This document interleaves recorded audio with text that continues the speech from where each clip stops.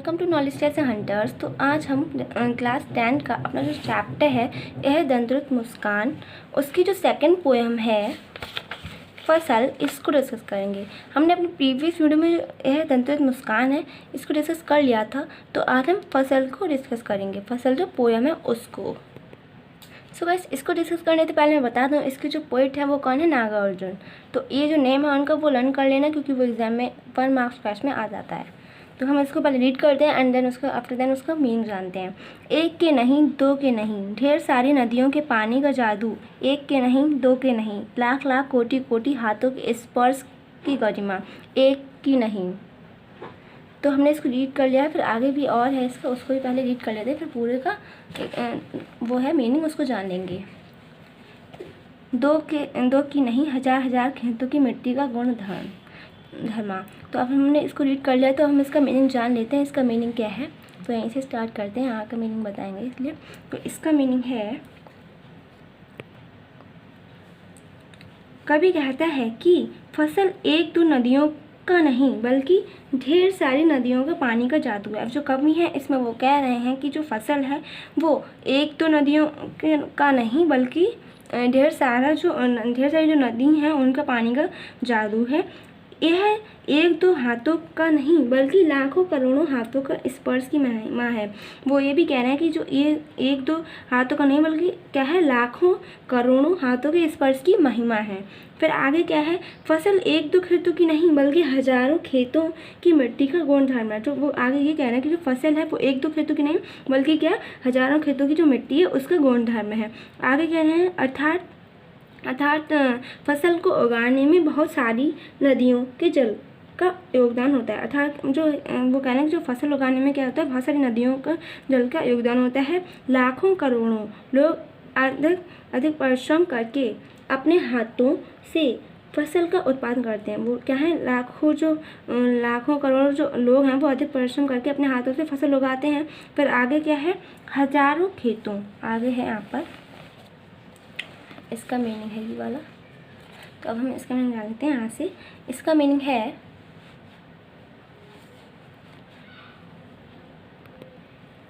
हजारों खेतों की मिट्टी अपनी सृजनात्मक शक्ति का उपयोग कर फसल का उत्पादन करती है। हजारों जो खेतों की मिट्टी है वो अपनी जो सृजनात्मक शक्ति का उपयोग करके क्या करती है, फसल का उत्पादन करती है। फिर आगे है, इस प्रकार प्रकृति और मनुष्य परस्पर मिलकर ही सृजन को संभव बना दें। इस प्रकार ही क्या होता है, जो प्रकृति और मनुष्य को परस्पर मिलकर क्या करते हैं, सृजन को संभव बनाते हैं।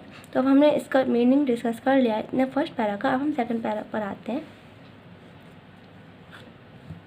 सबसे पहले इसको भी रीड कर लेते हैं, आफ्टर देन इसका मीनिंग को डिस्कस करेंगे। फसल क्या है और तू कुछ नहीं है वह, नदियों के पानी का जादू है वह, हाथों के स्पर्श की महिमा है, पूरी काली संदली मिट्टी का गुण धर्म है, रूपांतर है सूरज की किरणों का, सिमटा हुआ संकोच है हवा की धिरकन का। तो हमने उसको भी रीड कर लिया है, तो इसका मीनिंग को भी हम जान लेते हैं।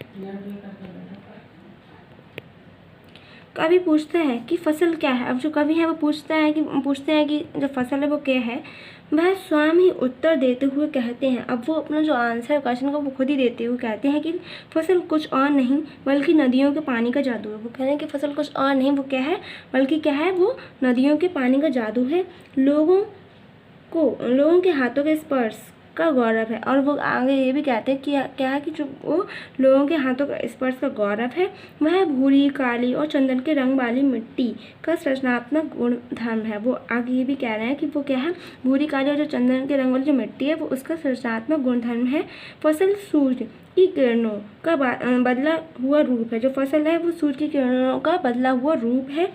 वह बहती हुई चंचल हवा का सिमट कर बंद हुआ स्वरूप है। वो क्या है, वह बहती हुई जो चंचल हवा है उसको सिमट कर बंद हुआ स्वरूप है।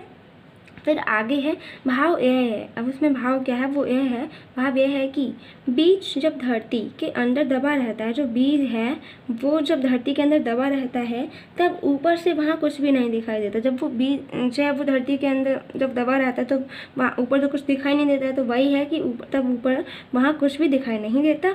नदी का पानी खेत में पड़ते ही कुछ दिनों में वहाँ नन्हे नन्हे कोमल पौधे निकल आते हैं। जब नदी का पानी होता है तो वो खेत में पड़ते ही उसमें क्या होता है, कुछ दिनों बाद वहाँ क्या दिखने लगते हैं, नन्हे नन्हे कोमल पौधे निकल आते हैं, वही दिखने लगते हैं। फिर आगे है मानो अचानक जादू हो गया। मानो क्या है कि अचानक से क्या हो गया हो, मैजिक मीन्स जादू हो गया होगा।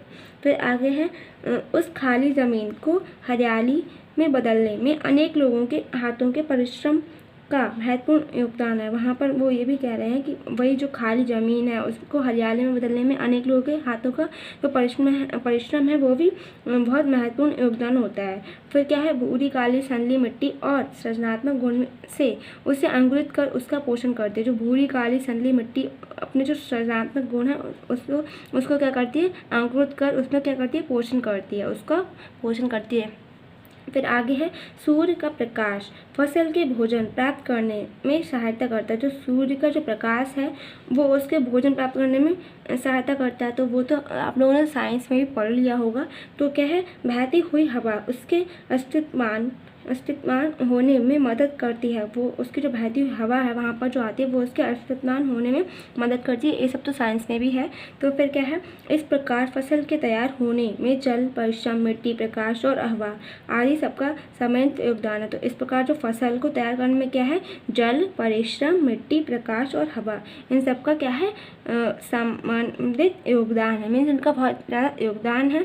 फिर आगे है, यहाँ कवि ने यह भाव प्रकट किया। यहाँ पर जो कवि है उन्होंने यह भाव प्रकट किया है कि प्रकृति और मनुष्य के परस्पर सहयोग से ही सृजन होता है। कि क्या है कि प्रकृति और जो मनुष्य उनके परस्पर सहयोग से ही सृजन होता है। सो गाइस, यहीं पर हमारा जो चैप्टर है फसल, मतलब ये तो पोएम है, तो वो हमारा पूरा वही चैप्टर फिनिश होगा। सो गाइस, मिलते हैं इसके जो नीचे क्वेश्चन आंसर सीखे हैं इसके साथ। यहाँ पर देख लीजिए, तो 10 वाले हैं, हमने वीडियो में पहले कर लिए हैं। तो गाइस, इनके हम क्वेश्चन आंसर्स के साथ मिलेंगे। आपके जो क्वेश्चन आंसर्स हैं अगली वीडियो में हम इनको डिस्कस करेंगे। सो गाइस, मिलते हैं नेक्स्ट वीडियो में। So guys, hope you like this video. Bye bye.